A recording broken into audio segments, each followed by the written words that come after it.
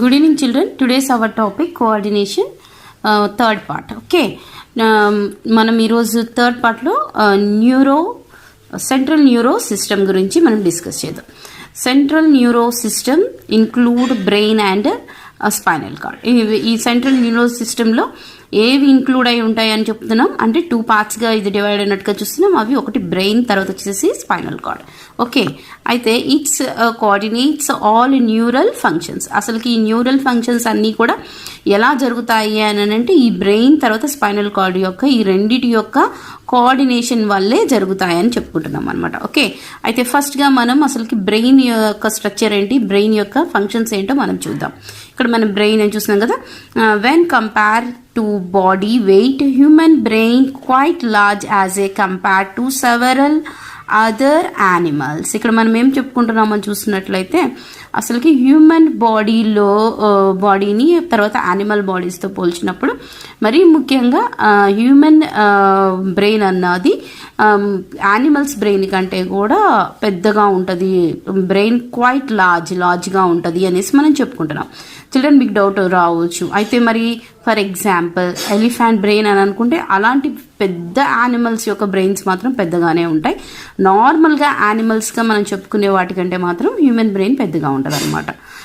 Blue veil తర్వాత వచ్చేసి elephant అట్లాంటి వాటి బ్రెయిన్స్ హ్యూమన్ బ్రెయిన్స్ కంటే కూడా త్రిబుల్గా పెద్దగా ఉంటాయి అన్నమాట. ఓకే, వాటి గురించి కాకుండా normal animals, other animals several అనేసి చెప్తున్నాడు కదా, చాలా వరకు ఉన్న యానిమల్స్లో హ్యూమన్ బ్రెయిన్ కంటే కూడా అవి చిన్నగా ఉంటాయి, హ్యూమన్ బ్రెయినే పెద్దగా ఉందని అని చెప్పుకుంటాం. Okay, the brain is present in the hard bony box like structure called cranium.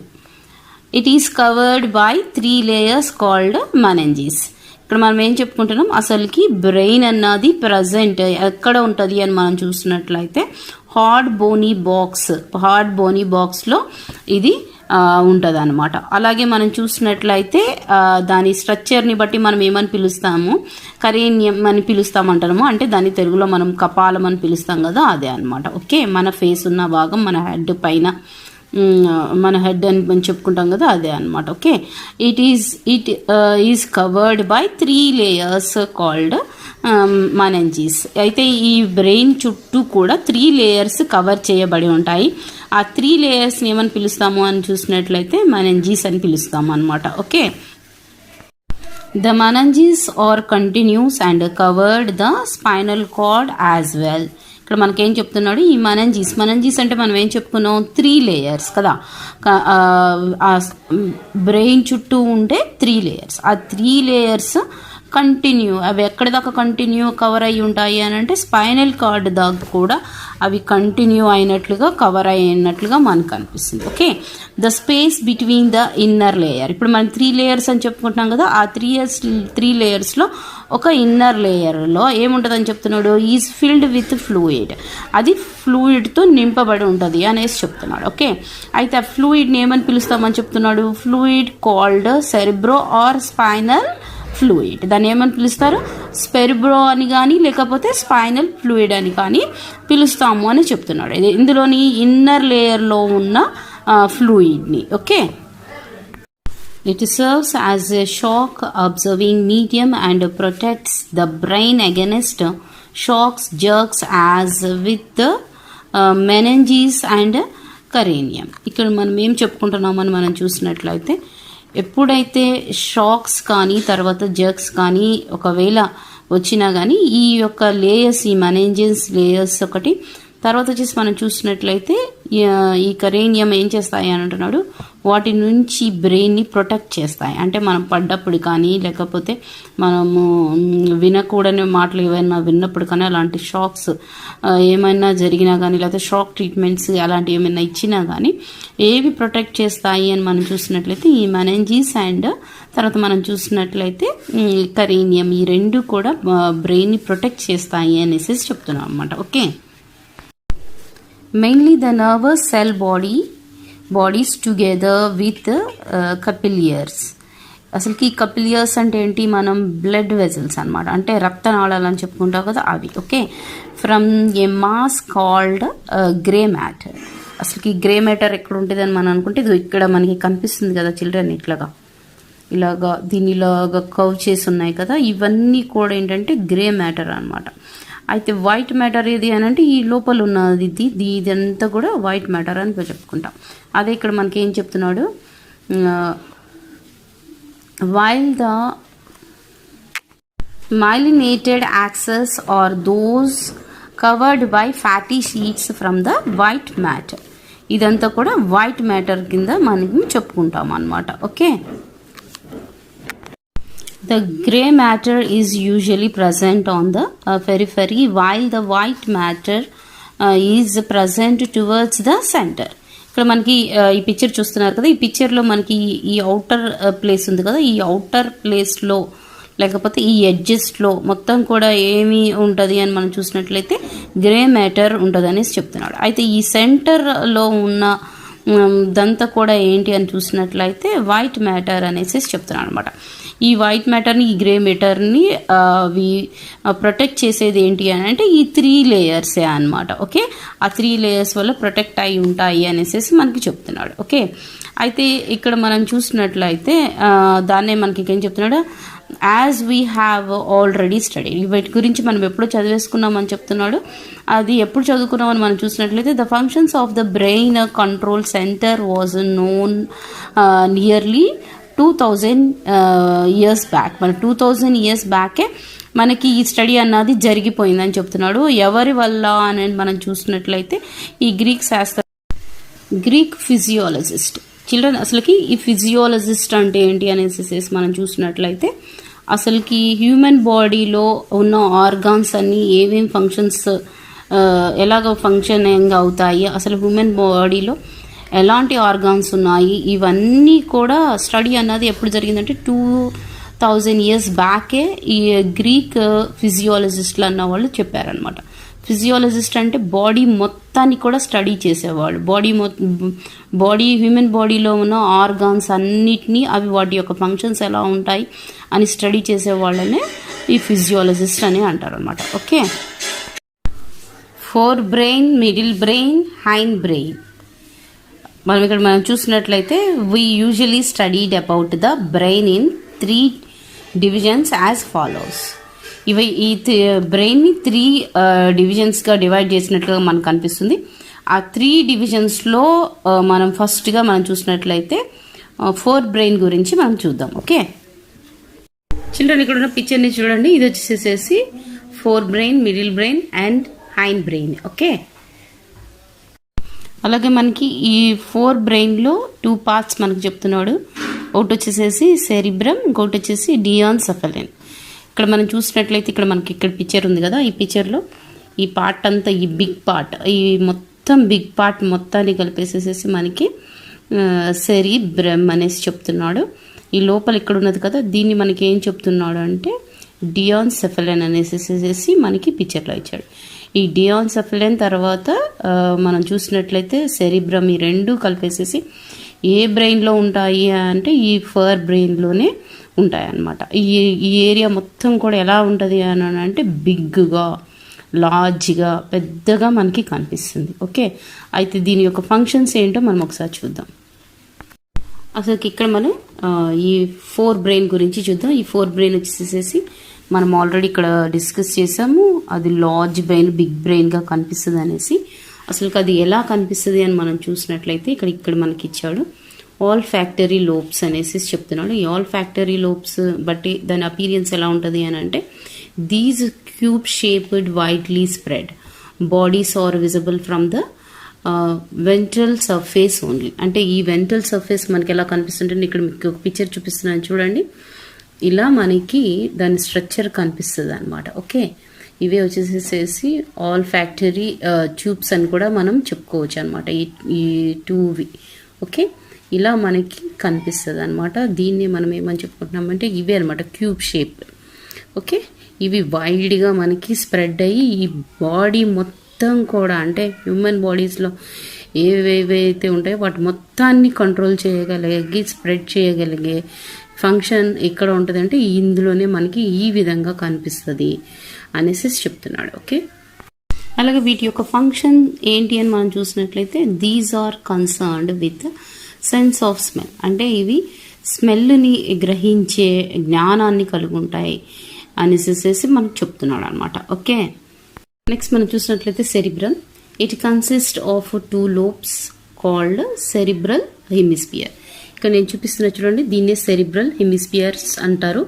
ఈ 2 హెమిస్పియర్స్ అనమాట. ఏంటి ఆ 2 హెమిస్పియర్స్ అంటే రైట్ హెమిస్పియర్, నెక్స్ట్ వచ్చేసి లెఫ్ట్ హెమిస్పియర్. ఈ పార్ట్ అంతా కూడా మనం చూసినట్లయితే సెరిబ్రమ్ అని చెప్పుకుంటాం. ఈ సెరిబ్రమ్ వచ్చేసి లార్జ్ ఏరియా అనమాట, బిగ్ ఏరియా మనకి ఇలా కనిపిస్తుంది. దీని లోపల హెమిస్పియర్స్ 2 హెమిస్పియర్స్ 2 lobes కనిపిస్తున్నాయి. అవే రైట్ హెమిస్పియర్ అండ్ నెక్స్ట్ వచ్చేసి left hemisphere. Okay, the surface of cerebrum has many folds. ఇక్కడ మనకి కనిపిస్తున్నాయి కదా, ఇవన్నీ కూడా ఫోల్డ్స్ లాగా కనిపిస్తుంది కదా. అయితే ఇవన్నీ కూడా మనకి ఎలా కనిపిస్తున్నాయి అని చెప్తున్నాడు. ఇక్కడ మనం చూసినట్లయితే sulci are very prominent and divided each hemisphere into 4 lobes.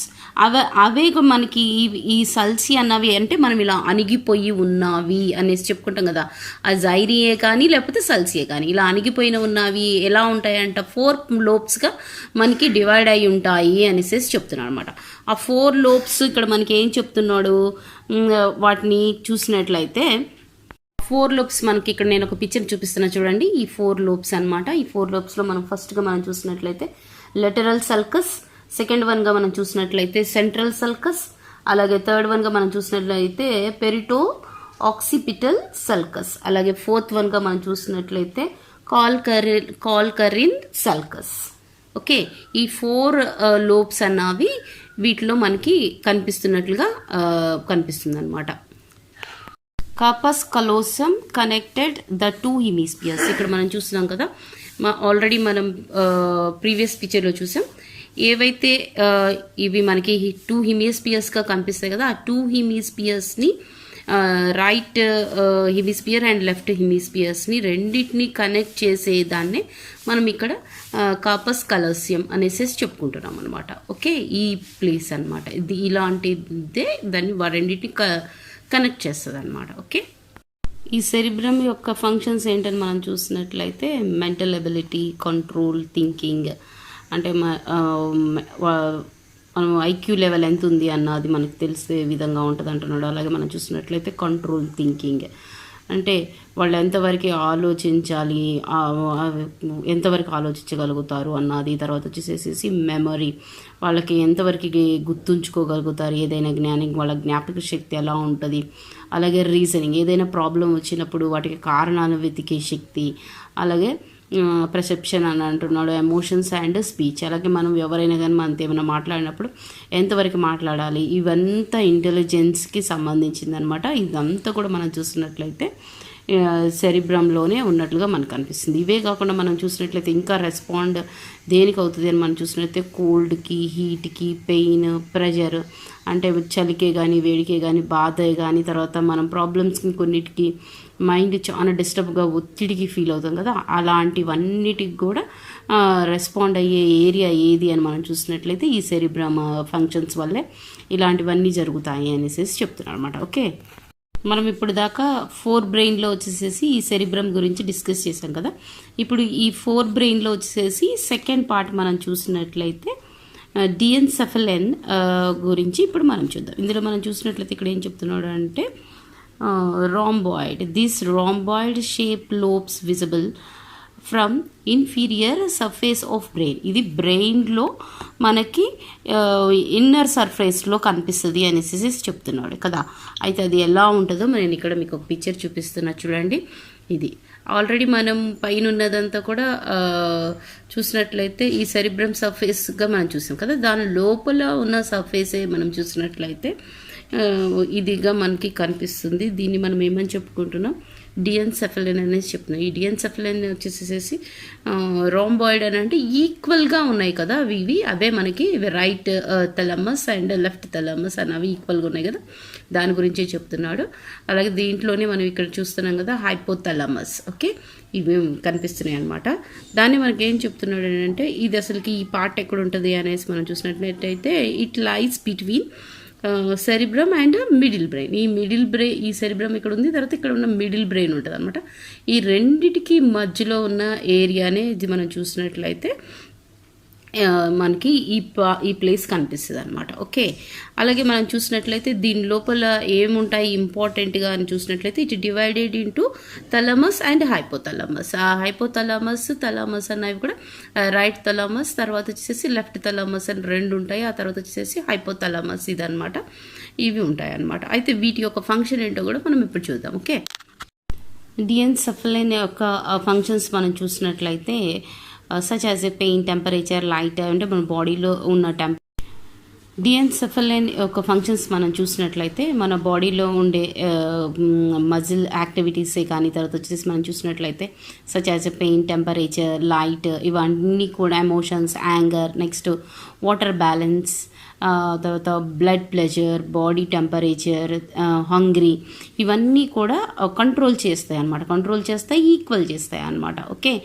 ఇలాగా కంట్రోల్ చేసి తర్వాత బ్యాలెన్సింగ్ చేయటానికి ఈ గ్లాడ్ అన్నవి ఉపయోగపడతాయని చెప్తున్నాడు. అవే వాటిలో మరి ముఖ్యంగా ఏ గ్లాడ్ వల్ల ఎలా జరుగుతాయి అని అంటే హైపోథలమస్ కంట్రోల్స్ ద పియూటరీ గ్లాడ్. ఈ పియూటరీ గ్లాండ్ని ఈ హైపోథలమస్ కంట్రోల్ చేస్తుంది కాబట్టి ఇవన్నీ కూడా మన బాడీలో మనకి జరుగుతాయి అనేసి చెప్తున్నాడు అనమాట. Okay, middle brain. ఈ మిడిల్ బ్రెయిన్ ఇక్కడ మనం చూద్దాం. ఈ మిడిల్ బ్రెయిన్ మనం చూసినట్లయితే ఇక్కడ మనకి ఫోర్ బ్రెయిన్ కనిపిస్తుంది, తర్వాత హైండ్ బ్రెయిన్ కనిపిస్తుంది కదా. వీటి మధ్యలో ఇక్కడ స్ట్రమ్ లాగా థిక్గా స్మాల్గా కనపడుతున్నదే ఈ మిడిల్ బ్రెయిన్ అనమాట.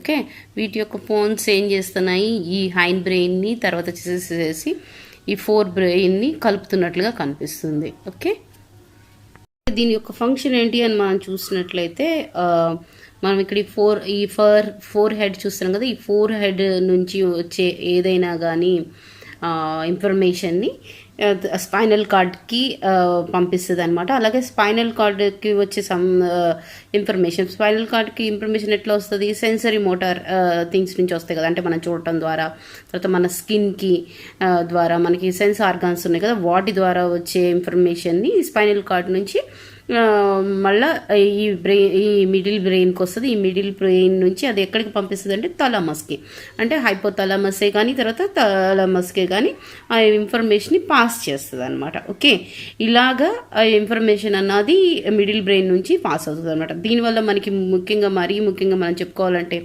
ఏం జరుగుతుంది అని అంటే సైట్ అండ్ హియరింగ్. అంటే 90% మనం ఏదైనా కానీ విని ఒకటి మాట్లాడాలి అని అంటే ఇది ఎక్కువగా ఈ మిడిల్ బ్రెయిన్ వల్లనే జరుగుతుంది, ఇదే కంట్రోల్ చేస్తుంది అనేసి మనకు అర్థమవుతుంది అనమాట. ఓకే, నెక్స్ట్ పార్ట్ మనం చూసినట్లయితే హైండ్ బ్రెయిన్. హైండ్ బ్రెయిన్ వచ్చేసి చూసినట్లయితే this is the last part of the brain కదా. ఇది లాస్ట్ పార్ట్ ఆఫ్ ద బ్రెయిన్గా మనకు అనిపిస్తుంది. ఇక్కడ మీరు ఒక పిక్చర్ చూపిస్తున్నా చూడండి, ఈ విధంగా మనకు కనిపిస్తుంది అనమాట. మిడిల్లో అబ్లాంగ్ బాటా అంటే ఇదే అనమాట, ఈ పార్ట్ మనం చెప్పుకోవచ్చు. ఓకే, ఇది వచ్చేసి మనం చూసినట్లయితే this is the last part of the brain. ఇక్కడ మనం పిక్చర్లో చూస్తున్నాం కదా, ఈ పార్ట్ వచ్చేసేసి సెరిబెల్లం అనేసి చెప్తాం అనమాట. ఈ సెరిబెల్లం మనం చూసినట్లయితే 2 లార్జ్ పార్ట్స్గా ఉంటాయి, 2 లార్జ్ హిమిస్పియర్స్ కనిపిస్తాయి. ఇటు సైడ్ ఒకటి మనకి కనిపిస్తుంది కదా, మళ్ళీ మనకి అటు ఆపోజిట్ సైడ్లో కూడా ఉంటుంది అనమాట. ఓకే, అలాగే మనం చూసినట్లయితే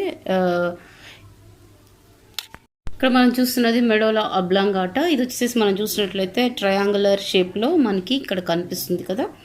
అలాగే దీని యొక్క ఫంక్షన్స్ ఏంటి అని మనం చూసినట్లయితే మనం స్వాలోయింగ్, మనం తినటమే కానీ తాగటమే కానీ, మనం అలాగే బ్రీతింగ్ తీసుకోవటమే కానీ, తర్వాత కాఫింగ్, తుమ్మటానికి, అలాగే వామిటింగ్ చేయడానికి, వీటికి అన్నిటి ఫంక్షన్స్ని ఇది కోఆర్డినేట్ చేస్తుంది అనమాట. ఓకే, కంట్రోల్ చేస్తుంది కాబట్టి ఇది చాలా ఇంపార్టెంట్గా మనం చెప్పుకోవచ్చు. ఇదే అనమాట ఆ మెడోలా అబ్లాంగాటా. ఓకే, ఇక్కడ మనకి డూ యూ నో అని ఇచ్చాడు. ఇది చాలా మనకి ఇంపార్టెంట్ బిట్స్లో ఎక్కువగా వస్తుంది అనమాట. కాబట్టి and adult brain wait approximately ఎంత ఉంటుంది అంటే 1400 గ్రామ్స్ ఉన్నట్లుగా మనకు అనిపిస్తుంది. అందులో వచ్చేసి మనం మొత్తం మన టోటల్ మన బాడీ వెయిట్లో వచ్చేసి బ్రెయిన్ వచ్చేసి 2% వెయిట్ ఉంటుంది అని చెప్తున్నాడు. అలాగే ఈ బాడీలో నుంచి ఎనర్జీ, ఈ బ్రెయిన్లో నుంచి మన బాడీలోకి ఎంత ఎనర్జీ వస్తుందంటే 20% దాకా ఎనర్జీ ఉంటుంది అనేసి చెప్తున్నాడు. అలాగే అసలు మేల్ బ్రెయిన్ వచ్చేసేసి 1375 గ్రామ్స్ ఉంటుంది. అలాగే ఫీమేల్ బ్రెయిన్ వచ్చేసేసి 1275 గ్రామ్స్ ఉంటుంది అనేసి చెప్తున్నాడు అనమాట. ఓకే, నెక్స్ట్ పార్ట్ మనం వచ్చేసేసి స్పైనల్ కార్డ్ గురించి డిస్కస్ చేద్దాం.